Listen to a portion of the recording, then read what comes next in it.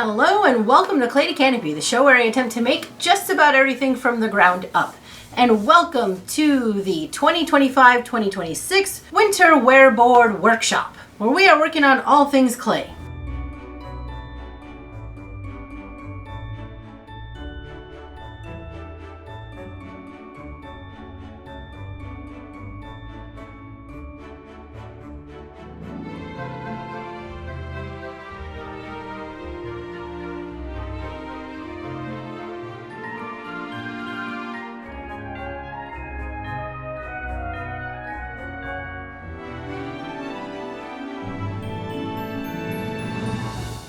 Y'all, this video is all about the Glowforge. I am going to be pushing my Glowforge to its limit to see how I can get it to aid me in making this 3-tier cookie tray.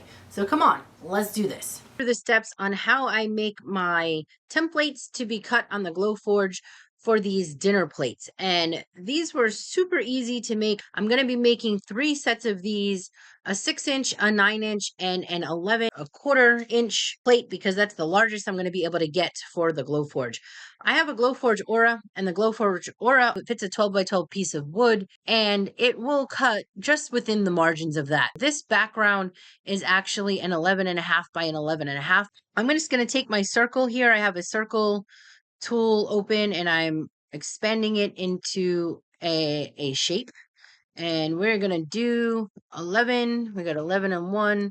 I'm gonna do 11, and I think I can get away with an 11.25 on each of these. So 11.25. You know what? Can I get away with 11.5? I think we could. Let's push it. Let's push it to 11.5.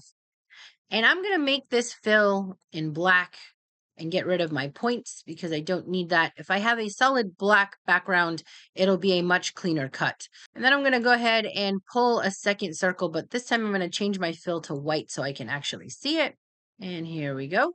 And for this one, let's do a 10-inch.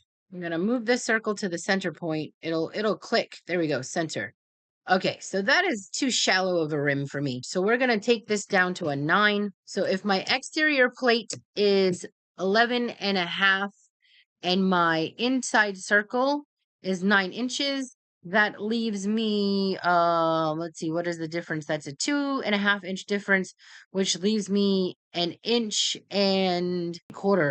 between here and the edge. However, when I put this thing into practice, this is going to be a cutout and I'll be tapping a slab over it. This, where it meets the edge of the clay to where it sits, the inside part, it tends to be a softer go.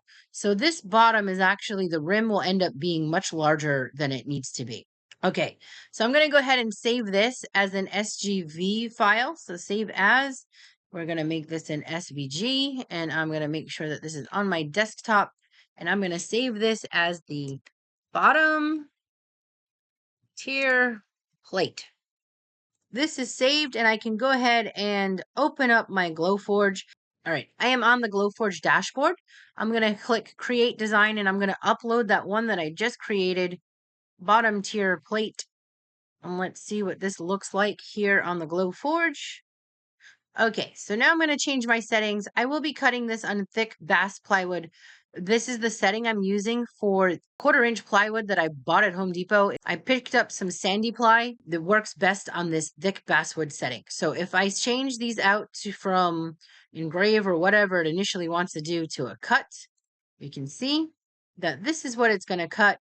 And it is going to take me right to the edge of wherever my 12 by 12 piece of wood is that's going to fit in here. That's basically how I make my template, and this is how I'm fitting it onto here. Now it's ready to go. Once the Glowforge is loaded up, I can just click print and it'll start my laser cutting, and it's going to cut this out of my material. One of the main things about the Glowforge, I feel like it doesn't get talked about enough, is cleaning. I do a lot of cleaning of the Glowforge before I run things, and the main 2 things I use for cleaning, lens wipes that I get in bulk at Costco. It does recommend recommend the Glowforge that you use it for cleaning the lenses, but I use them for the rails because it's basically just alcohol with a tiny bit of dish detergent, and it's a larger towel than using little alcohol prep pads. I also just keep a bottle of rubbing alcohol with it because I will use this one wipe and it gets dry pretty quickly. I have the extra alcohol. So if I am cleaning my lenses, which the lenses themselves I don't clean as often as I do the rails and the bed because they just don't need as much wipe down, but once a month I will wipe my lenses. And if I'm going to do the lenses, I start those first because the pad is fresh. So I have a lens up here. With it unplugged, you can easily move the rails and move the camera. Up here in the head where the laser is, there is another camera and lens that you want to gently wipe. Now, I use the towel to clean everything else, and these rails here, you're supposed to wipe them down pretty frequently, and a lot of times I think people get miscuts or mistake prints because they're not wiping down or not cleaning their rails often enough. I think people don't realize this track. I have had a lot of problems with little bits getting stuck in this track that you don't notice. For that, you kind of want to have some sort of stiff brush to just get in there and brush off the bits. I also have a mini vacuum that I will vacuum out. I got a mini vacuum when this used to reside in the house. Now that it's out here in the shop, I use the shop vac to come in and suck up the debris in and around this area. You gotta kind of feel for it. I run it unplugged off the rails and I feel, and I've realized that this lifts a little bit. So sometimes bits get stuck underneath, and I will go in and you'll have to like spend some time cleaning. And then I will take this guy out and I just spray this with a little bit of all-purpose cleaner and wash this down if it's really bad. If it's not too bad, I can usually just do it with this wipe. All right, so let me carry on doing this cleaning and then we will be back to run the cutting of the plates. All right, so I have fed in my 1/4 inch thick. Unfortunately, the way I cut this, I was trying to use the pass-through and being lazy so I could cut one long piece. I didn't cut it large enough for the large plate. The width of the pass-through is not a full 12. You can only get about 11 inches in. I have the software up. Now that I just adjusted that wood, I have to do a refresh. And now I can go ahead and print this. So I have it set to thick basswood, which is the same as 1/4 inch. The great thing about the Glowforge, which the Cricut doesn't have, is it tells you how long it's going to take. Okay, so this says 20 minutes. Now I got to push the button. Hope I can push the button without jiggering anything over here. Oi! Alright. Only going to record a little bit of this.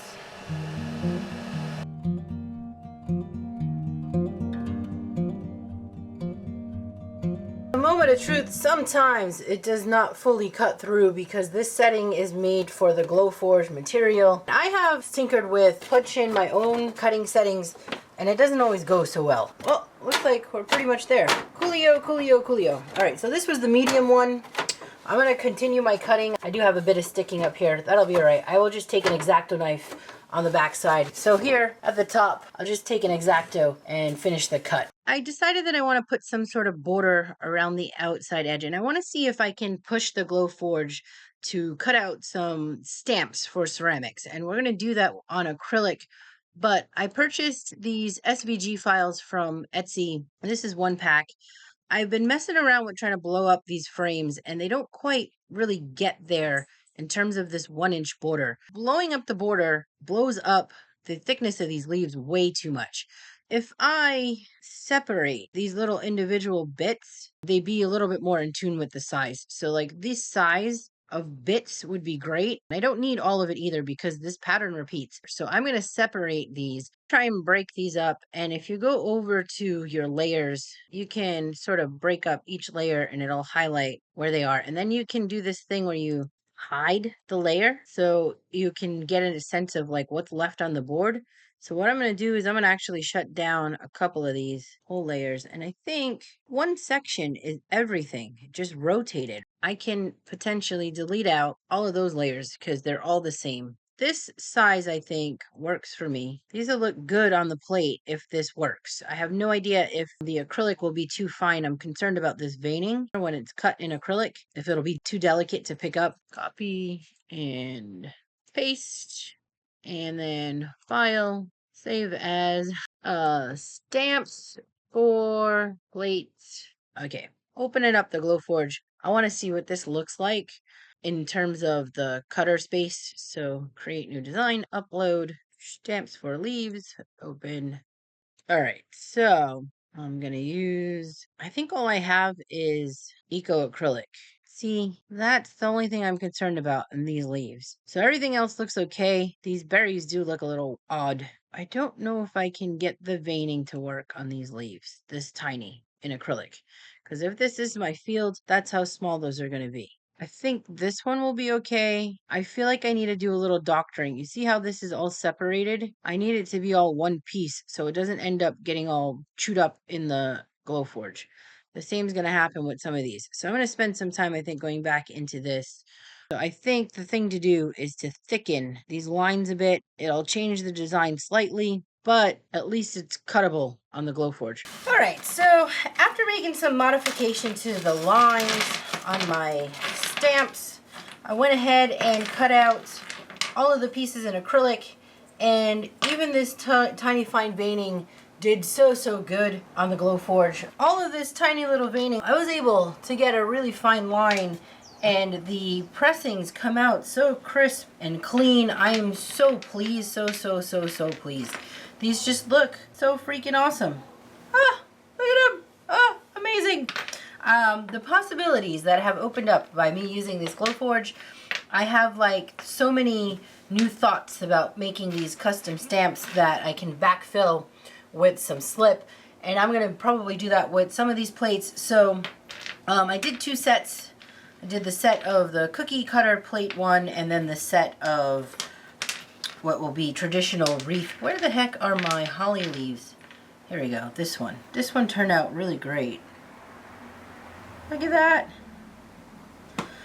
Okay, so the black pieces that I have applied are a piece of acrylic. I had an Eco Thin acrylic. It's a Glowforge material. I made a background rectangle piece so that I could have wood backing to support that piece there. These tiny little spools, I had a whole pack of them, and I thought this worked as a great handle. You can actually get them on Amazon, and the larger ones I had to use just some dowel for. So these tiny leaf ones, I went ahead and just used some square stock. So basically anything you can get your hands on to use as a press. And I think that the detail is just so awesome. So I have 2 separate sets. I'm going to be using one set as this cookie cutter set that looks very much so like a cookie theme. And I think I'm going to do that plate set out of B-Mix. And then these other leaf ones that form that wreath, I think I'm going to do out of my English porcelain. So over here are the rest of the pieces, the cutouts for the plates that we ran, and I'm just going to be using the rings of these. I don't need the circles.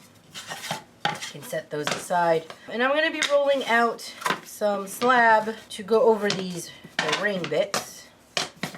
The only other thing you're going to need is I have some cornstarch. I'll be using cornstarch to coat the wood pieces, these rings, so that the plates don't stick to the wood. Let's get set up to do some slab rolling. I picked up some 1/4-inch dowel, I should say square stock. I'm gonna use this as my guide. I also picked up a piece of 1-inch black steel pipe, and I will be using this along my rails.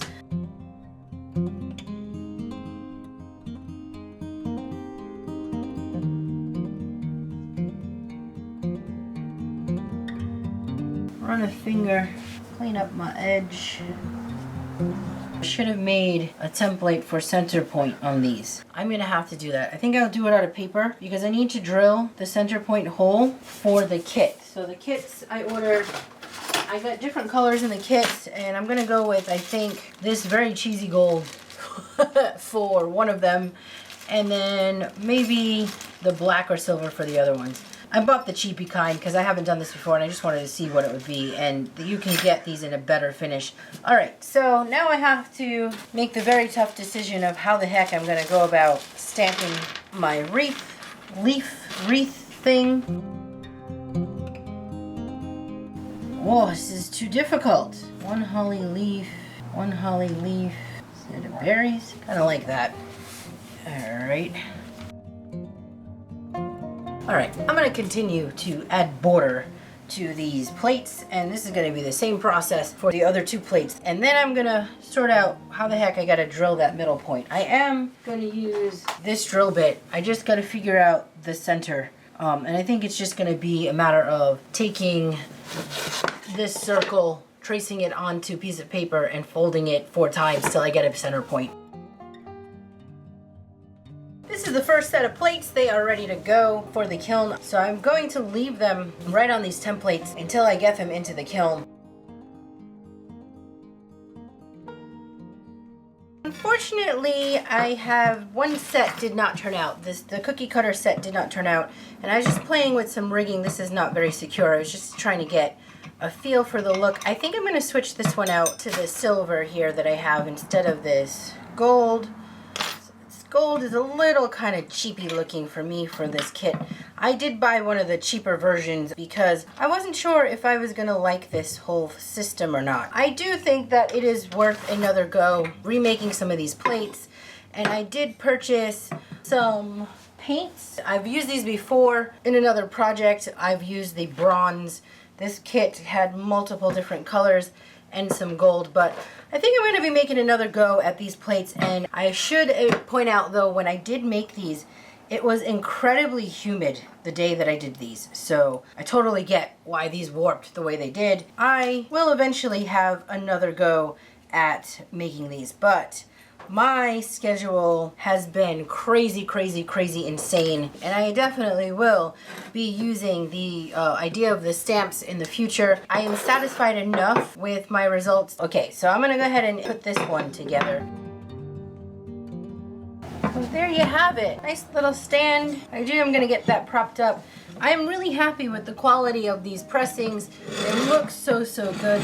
They're nice and deep. And my thought was I could go ahead and put a little bit of this paint into those areas. This paint can go right into your oven. As I'm still sorting out whether or not I want this color, and this is still in its testing stage, I'm not going to go through the process of painting this one. I think stacking those circle rounds double onto each other so it ends up with a 1/2 inch well will certainly help. The small 1/4 inch well works really well for smaller plates, but I think for the larger ones I might go ahead and double stack, have a bit of a hardier plate. She is fully assembled. I'm going to add her to my display over here. This one I feel like is going to be a work in progress, but my goal with this video was to focus on what I could do with the Glowforge and get it to make some aids to use with my ceramic work. So I hope you enjoyed hanging out with me. Please like, share, and subscribe if you have not done so already, and stick around for more wearboard fun.